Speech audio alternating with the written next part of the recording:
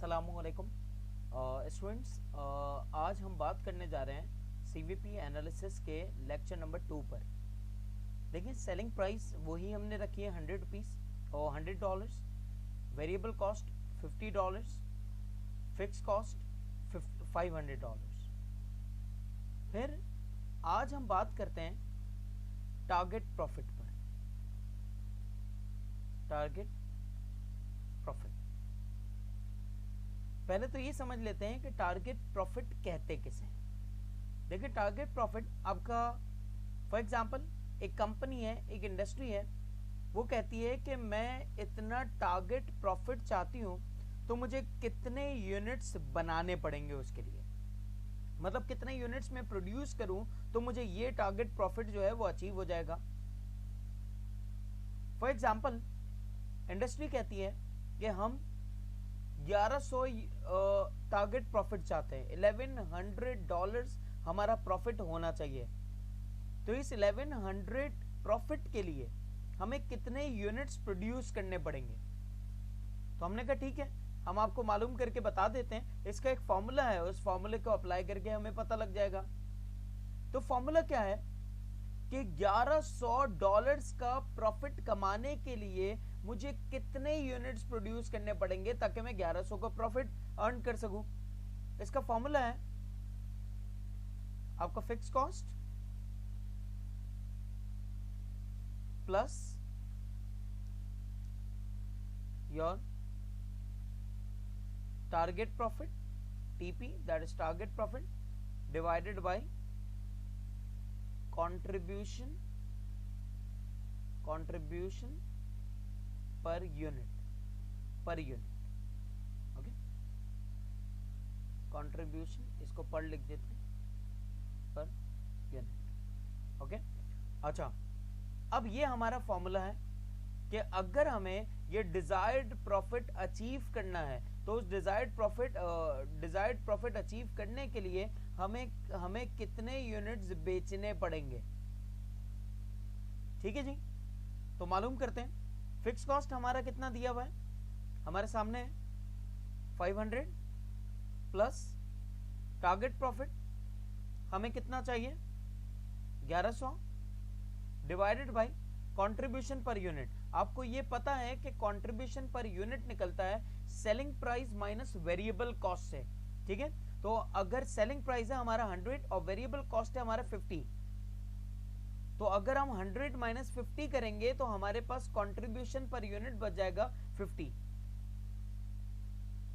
ठीक, अच्छा, 500 प्लस 1100 ये हो गया आपका 1600 डिवाइडेड बाई 50। आंसर आ जाएगा हमारे पास 32 units.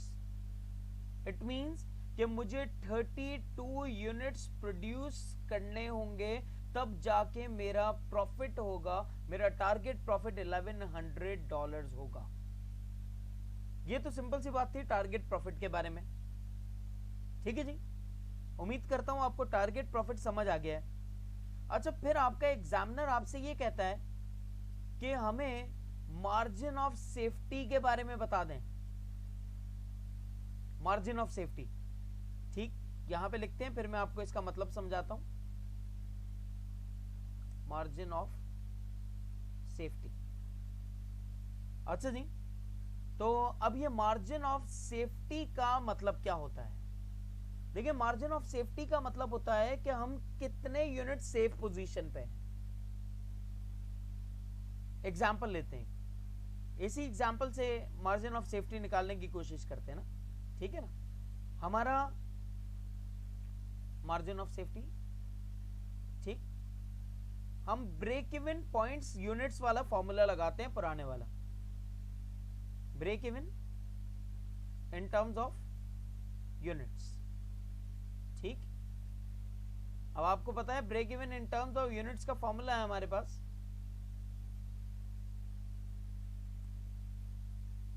Fix cost divided by contribution per unit.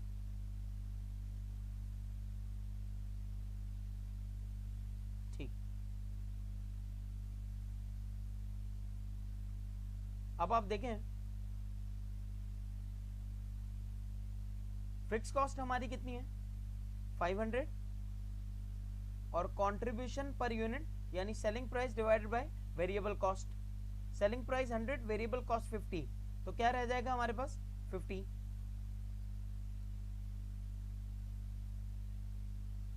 500 divide by 50 करेंगे यानी fix cost divide by contribution per unit करेंगे। इट मींस कि हमें 10 यूनिट्स, ये हमारा ब्रेक इवन पॉइंट है, यानी अगर हम 10 यूनिट्स प्रोड्यूस करेंगे ये हमारा ब्रेक इवन है, ये हमारा ब्रेक इवन पॉइंट है। ठीक, क्या मैंने लिख दिया, यानी कि इतने यूनिट्स अगर मैं प्रोड्यूस करूंगा तो ना मुझे प्रॉफिट होगा ना मुझे लॉस होगा।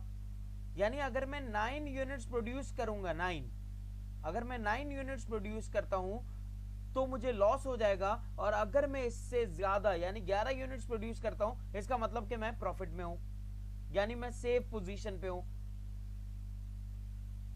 अज्यूम कर लें कि कंपनी हमसे कहती है कि भैया हमारा मार्जिन ऑफ सेफ्टी जो है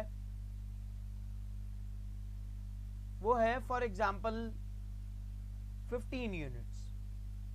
ठीक है, या मतलब कंपनी हमसे कहती है कि भैया हमारे जो एक्चुअल में यहां पे लिख देता हूं क्वेश्चन के साथ ताकि हमें यह पता लग जाए कि हम दो चीजें मालूम कर रहे हैं। ठीक है, एमओएस का नाम दे देता हूं इसको, MOS means margin of safety, क्या एमओएस मालूम करके बता दें। ठीक, अच्छा, कंपनी आपसे यह भी कहती है साथ में कि हमारा एक्चुअल यूनिट्स जो हम अभी प्रोड्यूस कर रहे हैं वो कितने हैं 15 यूनिट्स। कितने यूनिट्स हम प्रोड्यूस कर रहे हैं 15 यूनिट्स एक्चुअली अभी हम प्रोड्यूस कर रहे हैं। ठीक हो गया, एक्चुअली कंपनी 15 यूनिट्स प्रोड्यूस कर रही है। तो सर मुझे मार्जिन ऑफ सेफ्टी अगर मालूम करना है तो क्या इसका कोई फॉर्मूला होता है? यस, इसका फॉर्मूला है MOS is equals to MOS in terms of units. पहले यूनिट्स में मालूम कर लेते हैं क्योंकि ये आपको परसेंटेज में भी मालूम कर सकते हैं इसको आप। MOS in terms of units is equals to actual units minus break even units. अब कंपनी ने एक्चुअल यूनिट्स कंपनी कितने प्रोड्यूस कर रही है अभी 15, माइनस कर देंगे यहां पर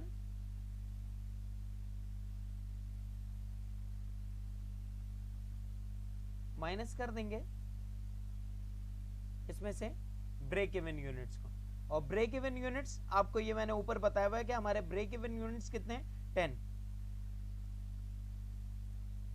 आंसर आता है हमारे पास 5। इट मींस के कंपनी 5 यूनिट्स क्या है सेफ पोजीशन पे है, 5 यूनिट सेफ पोजीशन पे है। यानी कि अगर कंपनी 14 यूनिट्स प्रोड्यूस करे तो it means 4 units safe position पे है। अगर कंपनी 13 यूनिट्स प्रोड्यूस करे इसका मतलब 3 यूनिट्स कंपनी सेफ पोजीशन पे है। अगर कंपनी 12 यूनिट्स प्रोड्यूस करे इसका मतलब कंपनी अभी भी 2 यूनिट्स सेफ पोजीशन पे है। अगर कंपनी 11 यूनिट्स प्रोड्यूस करे इट मींस कंपनी अभी भी 1 यूनिट सेफ पोजीशन पे है।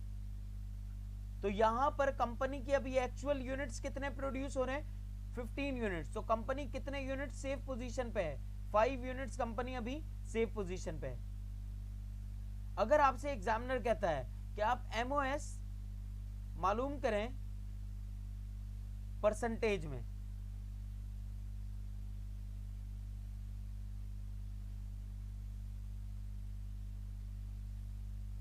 तो एमओएस परसेंटेज में कैसे मालूम करेंगे फिर?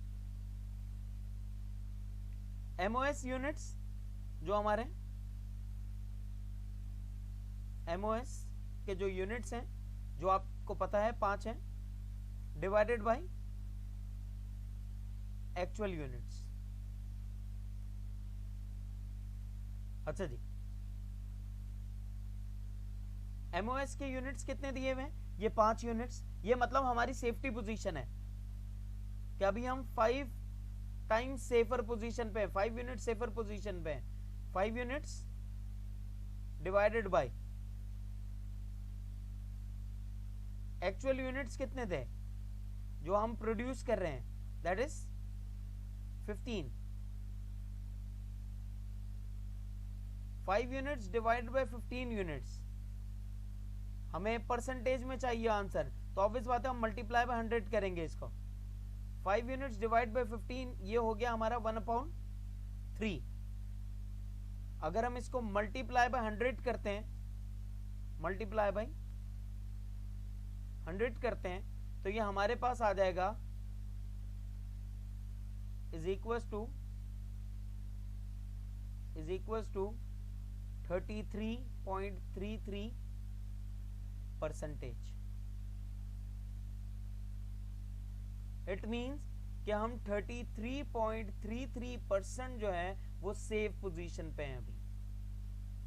उम्मीद करता हूं कि आपको ये बातें समझ आ गई हैं। Thank you so much.